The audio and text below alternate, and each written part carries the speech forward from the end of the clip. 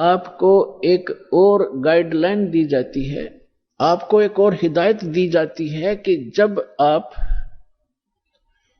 गुरु जी के पास जाते हो, प्रणाम करते हो, इस समझ लेना पुण्यात्माओं, परमात्मा की वाणी है कि गुरु गोविंद कर जानियो और रहियो आज्ञा माही, मिले तो दंडवत बंदगी नहीं पल पल ध्यान लगाए। अब जैसे आप यहां से जाओगे शरीर छोड़ के, ये तो छूटेगा, आपको मालूम है सबको। हम चाहते तो नहीं है कभी मृत्यु हो, लेकिन या तो होगी होगी, वो माल्य के आधार पे है। अब तो आप भक्त हो गए, आपकी मृत्यु तो भगवान कबीर साहब के हाथ में है। आप कहोगे तब होगी, कई बार कह लोगे जब होगी। अब काल नहीं मार सकता आपको, अकाल मृत्यु नहीं मर सकते आप, अगर नियम ठीक रखोगे।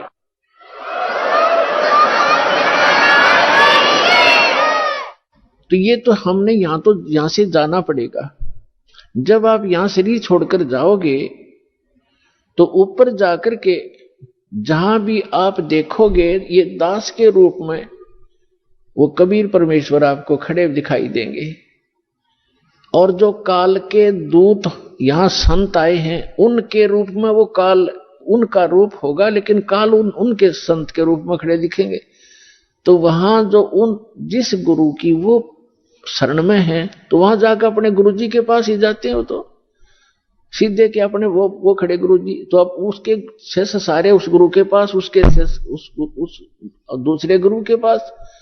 तो वहां काल भी आता है जो उसने संत भेज रखा है इन जीवों का नाश करने के लिए, और परमात्मा आता स्वयं जिसने अपना संत भेज रखा है जीवों का विकास करने के लिए। तो इस दास के रूप में आपको वहां परमात्मा मिलेंगे।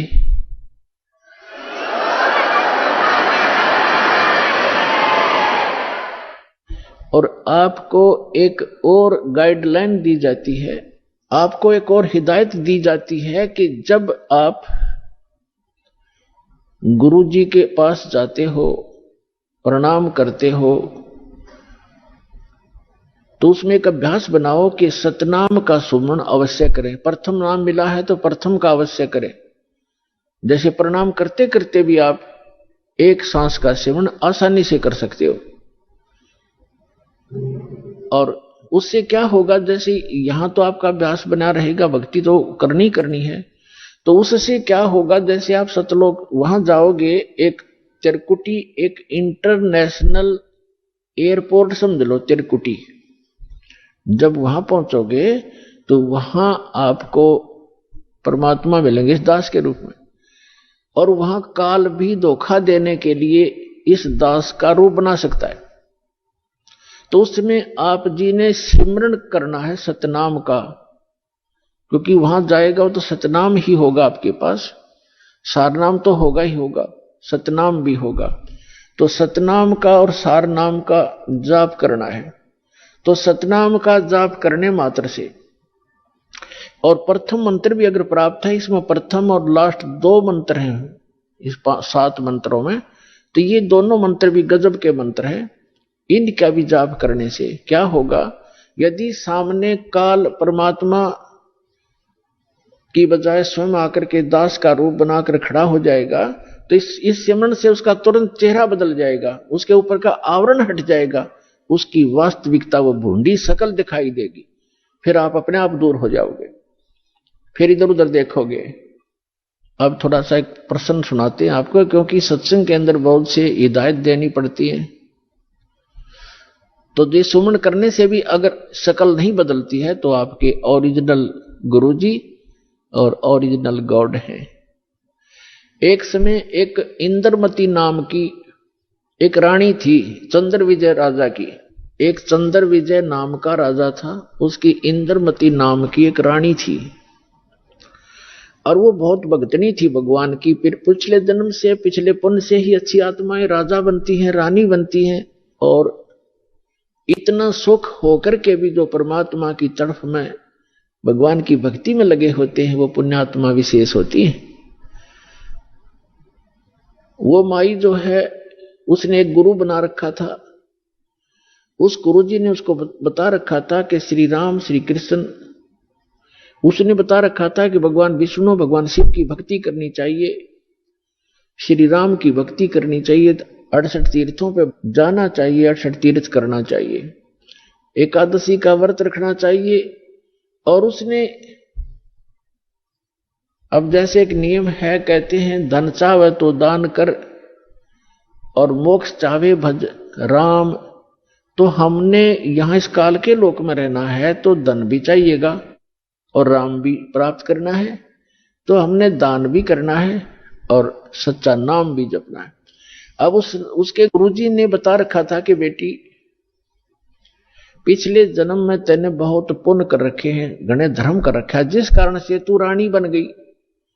आगे ऐसी ही अच्छा जीवन प्राप्ति के लिए आप साधु संतों को भोजन करा कर बेटा, वैसे तो आए अतिथि को भी भोजन करा दे, उसका भी पुण्य है, लेकिन भगत संत को भोजन कराने का न्यारा फल मिलता है। अब जैसे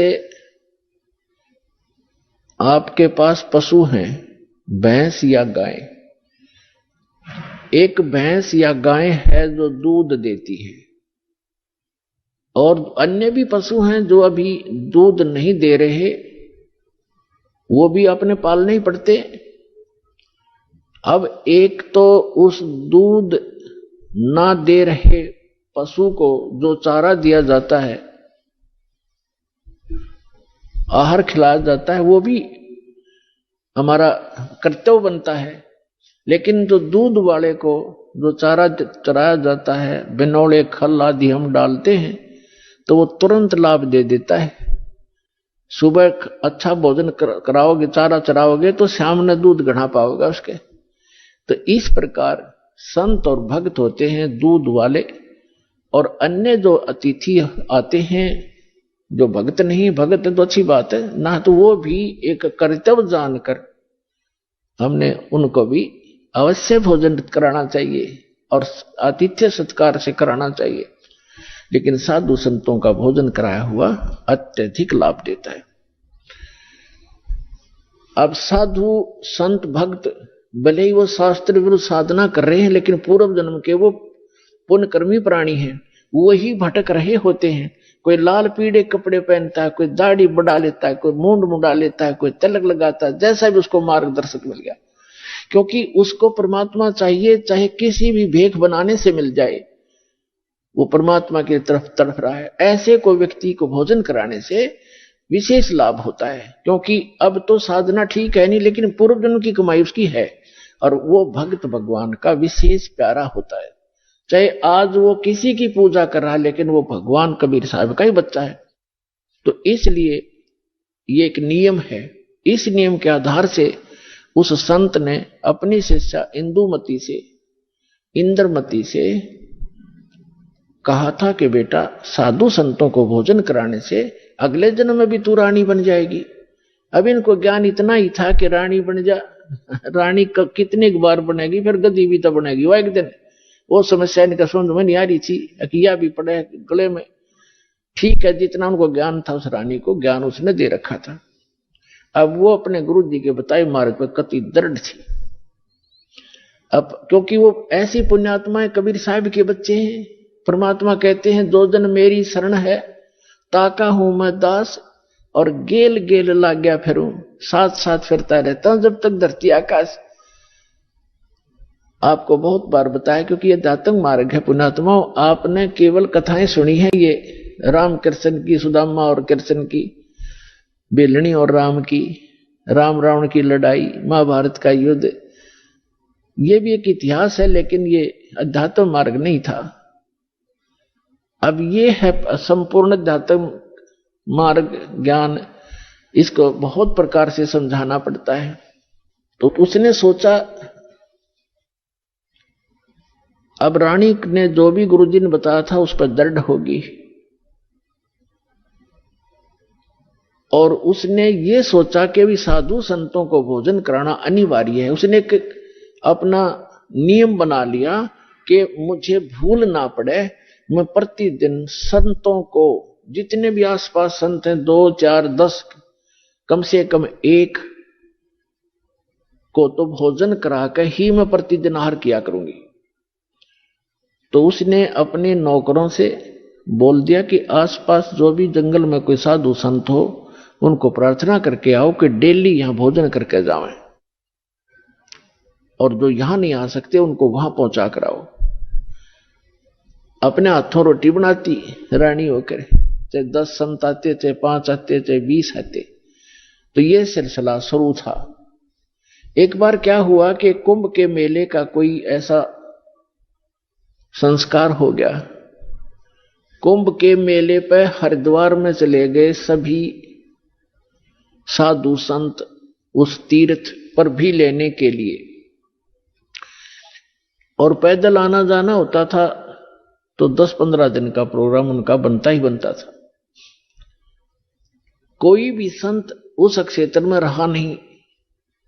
अब रानी को पता चला कि साधु आए नहीं, पता करके आओ। पता करके आए, साधु नहीं थे, कोई है नहीं, सब चले गए, सबकी झोपड़ी खाली पड़ी है। पता चला कि वो तो तीर्थ भ्रमण पर चले गए। तो रानी ने प्रण कर रखा था, प्रतिज्ञा कर रखी थी कि जब तक संत नहीं खाना खिला लूंगी संत को, मैं आहार नहीं करूंगी। 1 दिन बीत गया, 2 दिन बीत गया, रानी थी भूखी गड़ी, रही नहीं थी। तीसरे दिन तो वह कति आंखें बंद करने लगी, अब मरूंगी। उसके पति ने भी समझाई, तू क्यों अपना जीवन नाश करे, खा ले 2 रोटी। वो साधु हुआ, फिर जमा दिए कि बिजली गिर गई, पर ने बोली नहीं, मर जाएंगी पर मैं भोजन नहीं खाऊं। अब उस पर दुख देखा नहीं जाता, उस परम प्रताप है। द्वापर के अंदर परमात्मा करुणा में नाम से आए हुए थे, यही कबीर भगवान, वो समर्थ परमात्मा, अमर पुरुष। चारों युग में आते हैं परमात्मा। कहते हैं सतयुग में सत सुकृत कह टेरा, त्रेता नाम मुनिंदर मेरा, द्वापर में करुणा में कहाया, और कलियुग नाम कबीर धराया।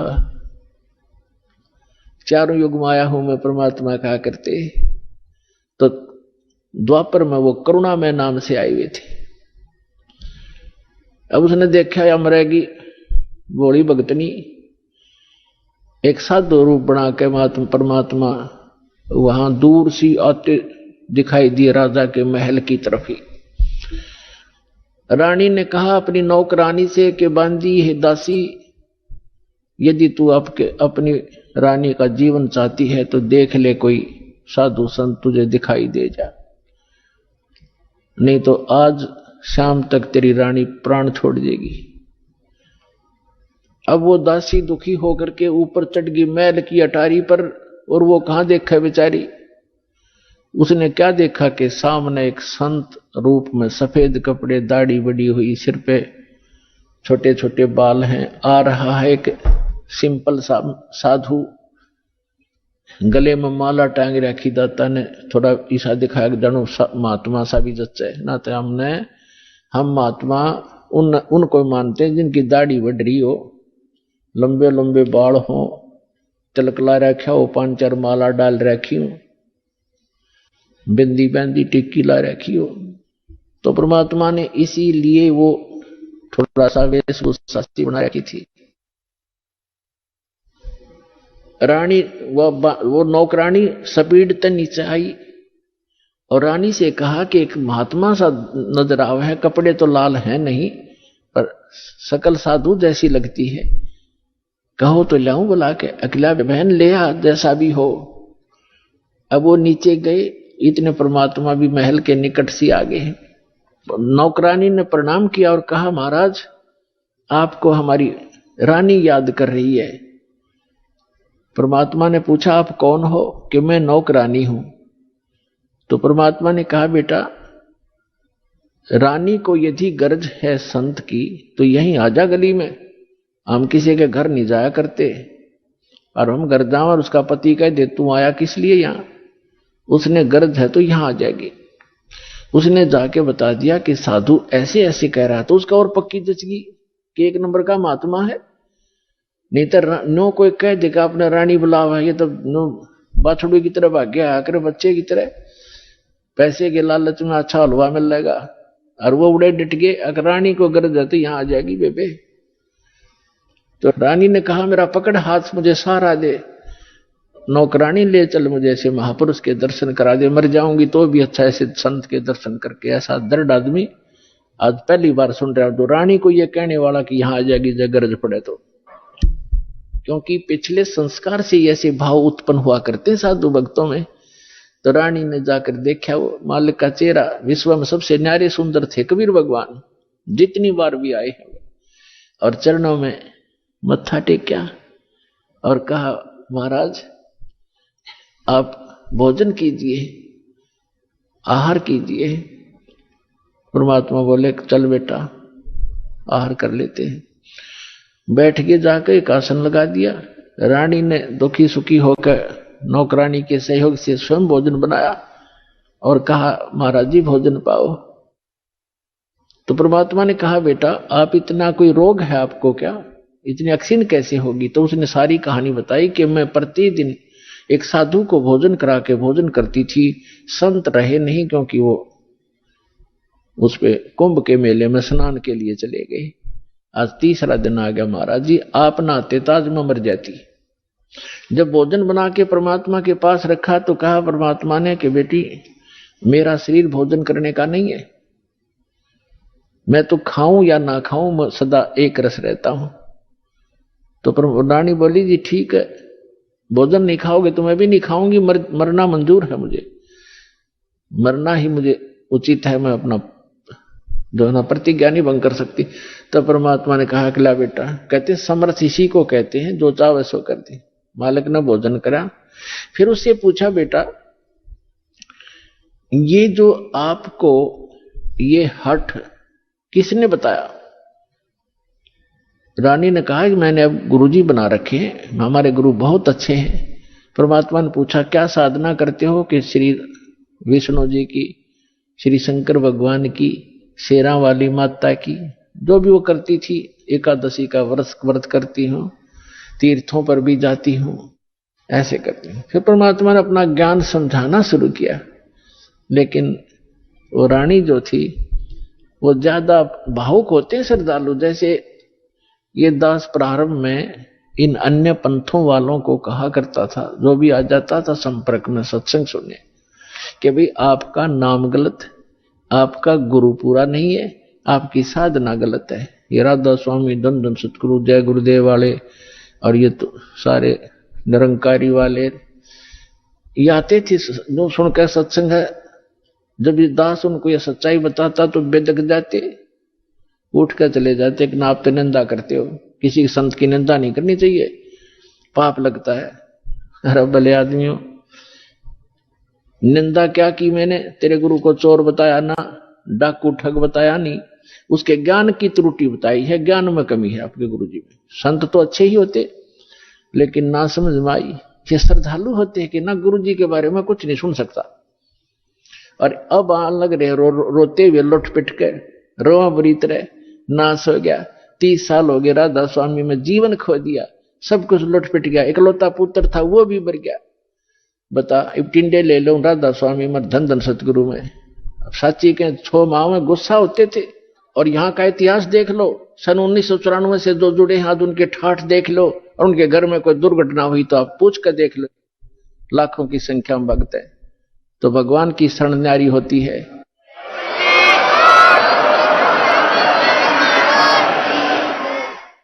एक भगत से उसके सुख पूछने लग जाना, आपका दिमाग फेल हो जाएगा और उसके मुंह का थूक सूख जाएगा, पर उसके गुण भगवान के वो बताने से बंद नहीं होगा आपको, जिसने 5-4 वर्ष से भी नाम ले रखा है। ये समर्थ है, पूर्ण परमात्मा है, इसलिए दास ये रे हो रहा आपके लिए कि किसी प्रकार आपके समझ में आ जा कबीर इज गॉड। दास का काम पूरा हो, फिर तापा डूंडा पाट जाएगा, पर ईश्वर में एक ही रस हो जाएगा कुछ दिनों में। तो रानी क्या कह रही है? परमात्मा ने बताना शुरू किया, बेटा आप विष्णु की पूजा करती हो, विष्णु जी की, कहां जाओगे? बता आपके गुरु ने। जी स्वर्ग में जाऊंगी। स्वर्ग में कितने दिन रहोगे? अब सत्संग सुनकर थोड़ा बहुत ज्ञान हो ही जाता है। कहती है जी वो तो जितना पुण्य होंगे, पुण्य अपने पुण्य धर्म होंगे, मेरे पुण्य होंगे, उतने दिन वहां रहूंगी। फिर कहां जाएगी? है पता नहीं, वह मैं बताऊं कहां जाएगी, तो गद्दी बनेगी फिर अगले दिन में। अब यह बात उसका उत्तर नहीं गला। परमात्मा ने बताया जो साधना आप कर रही हो, पुण्य कर रहे हो, दान कर रहे हो, ठीक है, रानी भी बन जाएगी और स्वर्ग भी चली जाएगी, फिर पशु योनि में भी कंपलसरी जाएगी। और ये आपके विष्णु जी भी नाशवान, आपके शंकर जी भी नाशवान, आपके ब्रह्मा जी भी नाशवान। तो कहते थर पकड़ थर होई, अमर की साधना करने से अमर पुरुष की तो अमर हो सकते हो। तुम नाशवानों की भक्ति करके और सथाई होने की चेष्टा कुचेष्टा करती। अब वो रानी कहने लगी, मुंह बना लिया रानी ने, इंदुमती ने, कि महाराज जी ये संत है ना, ये एक दूसरे की निंदा कराया करें, और मेरे गुरु जी के बारे में देखो आप कुछ ना कहियो, जो मेरे लिए तो भगवान है।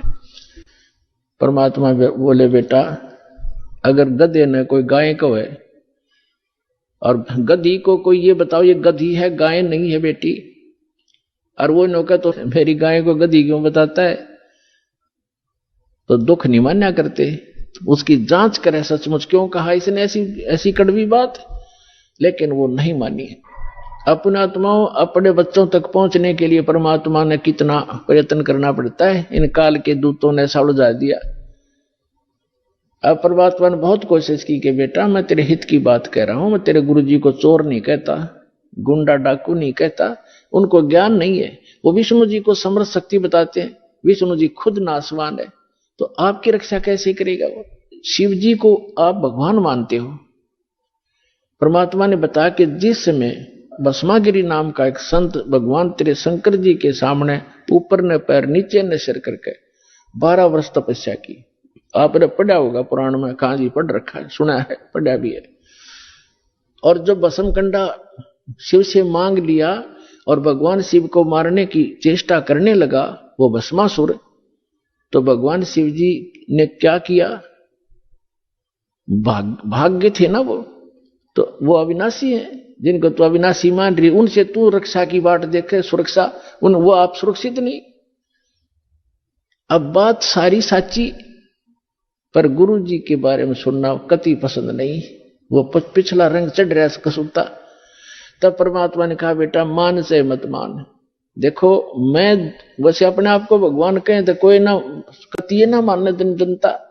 परमात्मा ने कहा कि जिस भगवान की मैं भक्ति बताता हूं वो अजरो अमर है, उसकी भक्ति करने से आपकी आयु भी बढ़ जाएगी, जो मंत्र मैं दूंगा, और जो मंत्र आप जाप करते हो इससे आपकी उम्र ना बढ़ सकती ना घट सकती, और हम जो मंत्र देंगे उससे आपकी जितनी आयु आप चाहोगे वो बढ़ जाएगी। तो वो फिर भी ये कहती है जी इस तरह की बातें तो ये संत आपस में खूब जानते हैं, मुझे तो अपना गुरु बिल्कुल मेरे हृदय में समा रहे हैं। तो परमात्मा ने कहा ठीक है बेटा, साच कहूं जग मानने नहीं और झूठ कही ना जाई हो, और ब्रह्मा विष्णु शिव जी दुखिया जिन ये राह चलाई हो। तो परमात्मा ने कहा कि ठीक है बेटी मैं चला, मान जाए मत मान, मेरा फर्ज था तेरे को सच्ची बात बताने का, और आज से तीसरे दिन तेरी मृत्यु होगी, ना तेरा गुरु बचा सकेगा, ना तेरा विष्णु, ना तेरा शंकर जी बचा सकेंगे, और ना तेरा भक्ति यो मंत्र बचा सकेगा। और न्यू कह के महाराज जी उठन लगे, चरना पड़ गई। अब मौत दिखे है ना, जब जच्चा कहां ही बूढ़ी बन गया दे। साधु संत झूठ नहीं बोला करते, चरणों में गिर गई और कहने लगी महाराज सचमुच। परमात्मा बोले तीसरे दिन आगे तेरी शेष आयु नहीं है और 83 लाख योनियों में जाएगी तू। फिर बोली महाराज जी फिर क्या करूं मैं? मैं मंत्र दूंगा बेटा, मंत्र जाप करिए और उस गुरु जी से बात भी मत करिए जो दुश्मन है तेरा। अब कहते हैं ना अपने लागे चाहे देश तो चाहे सारा मर जा पर अपना नंबर ना हो, इतना कोई दिक्कत नहीं। जब अपना नंबर आता दिखा ना जब की बंद है जीव की, तब सारी मान ली। ठीक दी जैसे आप कहोगे न्यू कर लूंगी, और मन में नो सोच रही कि देखूंगी तीसरे दिन क्या होगा। दीक्षा ले ली और गुरुजी ने बताया कि बेटा तीसरे दिन काल आवेगा और मेरे रूप में आवेगा। अरे एक ध्यान रखना, जो मैंने आपको मंत्र दिया है प्रथम, जब वो निकट आवे तो पहले आप इस मंत्र का जाप करके और फिर प्रणाम करना। इस मंत्र का जाप करना, वैसे तो प्रणाम नहीं करना पहले। देखो उस समय उन्होंने विशेष हिदायत इसलिए दी थी, आगे के लिए फिर परमात्मा ने बताया था वैसे संत आवे पहले दंडवत करे और फिर उनसे प्रसन्न करे, उनसे कुशल मंगल पूछे। लेकिन उस दिन परमात्मा ने विशेष हिदायत दी थी, क्योंकि उसका अभ्यास नहीं था लड़की का, इसलिए कहा कि जब मैं आऊं यानी मेरे रूप में काल आवेगा और तू भावुक होकर के बगैर मंत्र जाप किए चरण मत छूना, पहले मंत्र जाप करना और फिर चरण छूना। अब रानी ने किसी को बताया नहीं, ने सोचा क्या पता सच्ची है कि झूठी है। ठीक अगले दिन के 12-1 बजे के आसपास परमात्मा के रूप में काल गया, करुणामय के रूप में, और कहा इंद्रमती कहाँ है बेटा। अब इंद्रमती ने देखा गुरुजी आगे, लेकिन वह बात उसके हृदय में गड़ रही थी। गुरुजी ने ये भी बात कही थी, तो उन्होंने प्रथम मंत्र सिमरण कर दिया। वो सारा जो कंप्लीट कोर्स यही है वो जो आपको दे रखा, उसके प्रथम मंत्र के प्रथम नाम से ही एकदम उसका स्वरूप बदल गया, और ऐसी विकराल चेहरा, लंबे दांत और मोटी मोटी आंख, बेहुद्दी सी विकराल सी शरीर दिखाई दिया। तब उस काल ने देखा कि तेरा तो इसने आवरण तार दिया, न बोला अब तब बचगी तू, तेरे पास मंत्र जबरदस्त है, तुझे फिर देखूंगा। अब रानी का जान बची लाखों पाए और गुरु जी के 100 शुक्र मनाए। अपने नौकरों को बताती है काल आया था, आज मेरी मृत्यु होनी थी, मैंने जो गुरुजी बनाए हैं मेरी उम्र बढ़ा दी। अब ना तो राजा को बताई, उसके दरबार में जाके राजा ने बोला तू पड़ी रह, काल आ जाता तने छोड़ जाता, ये तुमने ऐसे कहती रहती हो, कोई कुछ कह दे उसकी बातों में आ जाती है। तो उसके साथी भी तेरी बेचारी के साथ वो राजा की के माने वो आगी वापस, शुक्र मनाया रख, आगी तो तेरी टलगी मृत्यु, छाटते आके लेट गए। भगवान हे परमात्मा दया करिए, आपने इसे गुरु मिला ऐसा मंत्र दिया और मेरा जीवन रक्षा होगी। अब वह लेट गई बेड पे कति खुशी बना के, इतने में काल सर्प बन के आ गया। सर्प बन के आया और रानी के डस दिया, डसते उसकी आंख खुली और फिर वो ऐसे ऐसे जाता दिखा, उसने शोर बचाया, भागियो डस ली, सर्प ने डस ली, सर्प ने डस ली। नौकर नौकरानियां आए, बाजे लठले, वो लंबा महल था राजा का, वो दो जाता दिखा सबने और मोरी में से निकल गया। रानी मृत्यु को प्राप्त होगी। राजा के घर तक सब प्रकार के वैद्य उपस्थित रहते थे, डॉक्टर बुलाए, वैद्य बुलाए, गार्ड बुलाए, सारा कुछ कर लिया और सब ने मृत घोषित कर दी। तब परमात्मा आ गए तो नौकर नौकरानियां कहने लगी, जिन देखे थे भगवान उस दिन, वो नौकरानियां कहने लगी महाराज जी आपकी शिष्या को सर्प ने डस दिया, तब सर्प से मृत्यु होगी, हाहाकार मच गई। तो परमात्मा ने एक बहाना सा करा, मंत्र सा बुदबुदाया और कहा उठ बेटी, 1 सेकंड में रानी खड़ी होगी। बोलो सतगुरुदेव।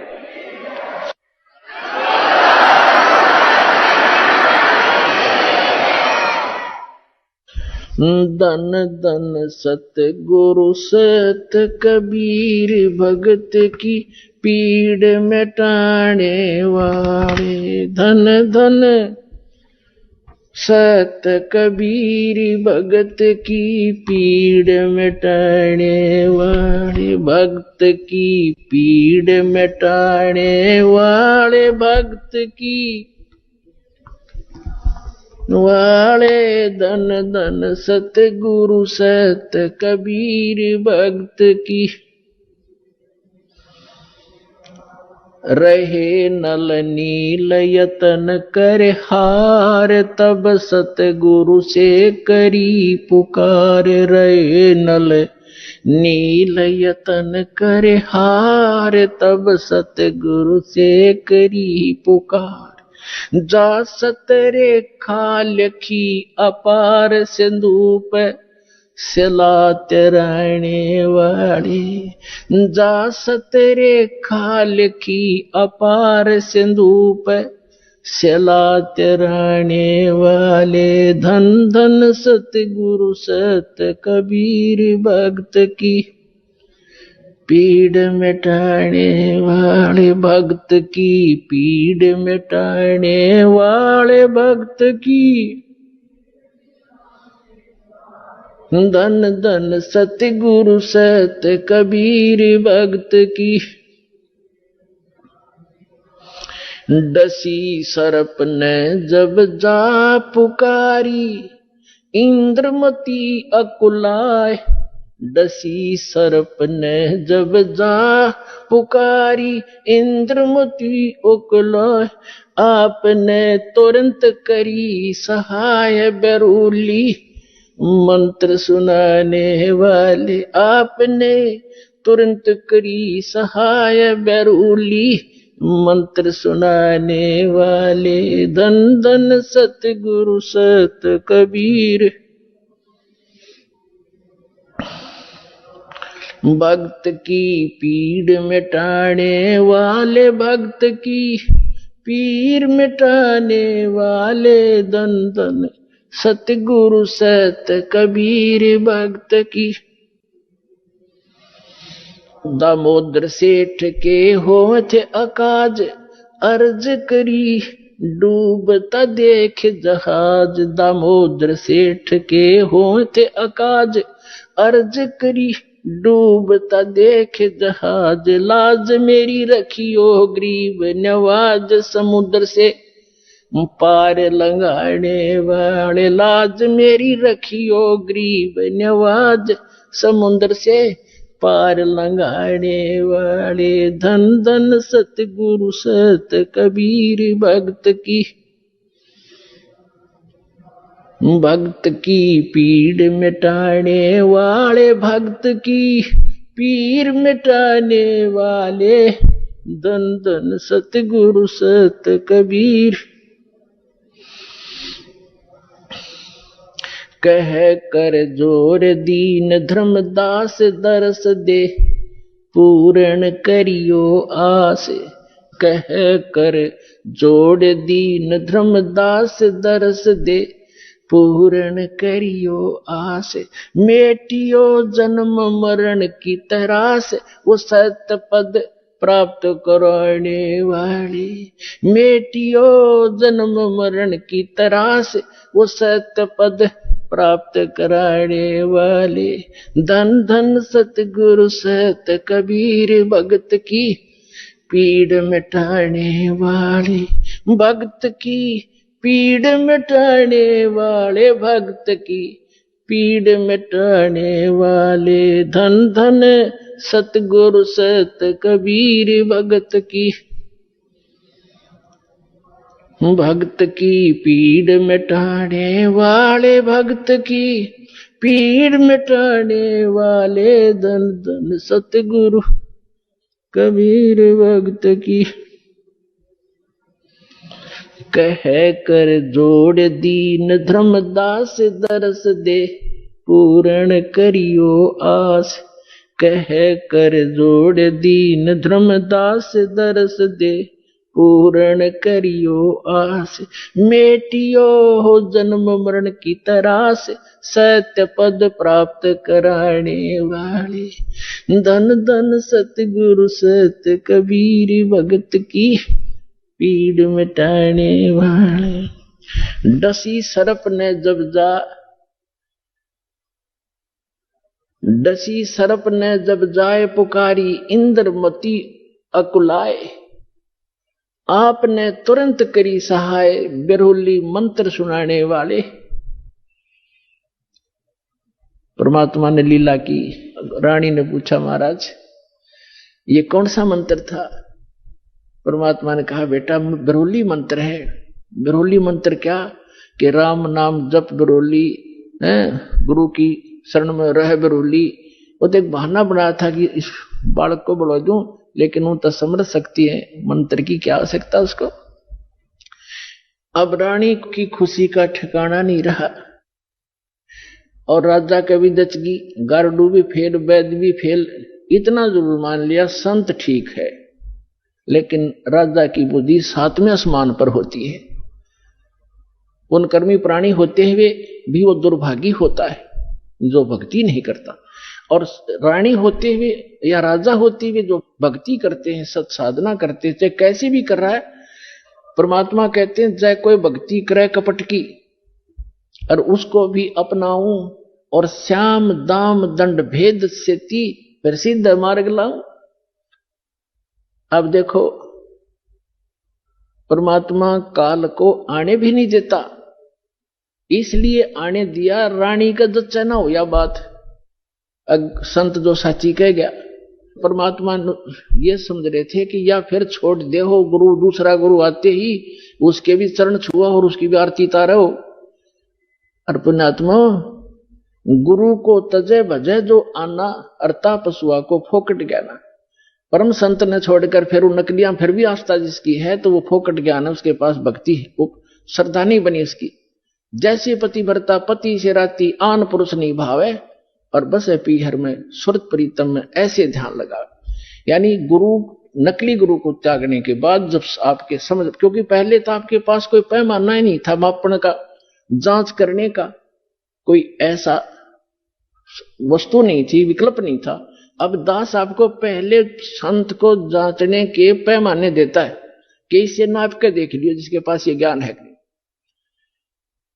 जैसे धर्मदास जी भी पहले ऐसी दूसरी साधना करता था, जब परमात्मा ने उसको सच्चा ज्ञान सुना, वो फिर भी बुद्धि भ्रष्ट हो गई थी बीच में, तो फिर परमात्मा मिले नहीं थे, तो उसने सोचा साधु संत के रूप में मिले थे, कोई भी संत मिलता धर्मदास उसके पास जाता और जाती कहता महाराज जी ठीक सो, कहा आजा बच्चा ठीक है।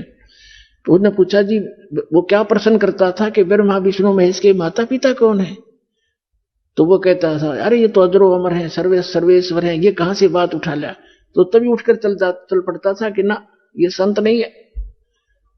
तो उसके पास एक पैमाना था उनको जांचने का, और जब उसने परमात्मा मिले दोबारा फिर वो तो पूरा काम।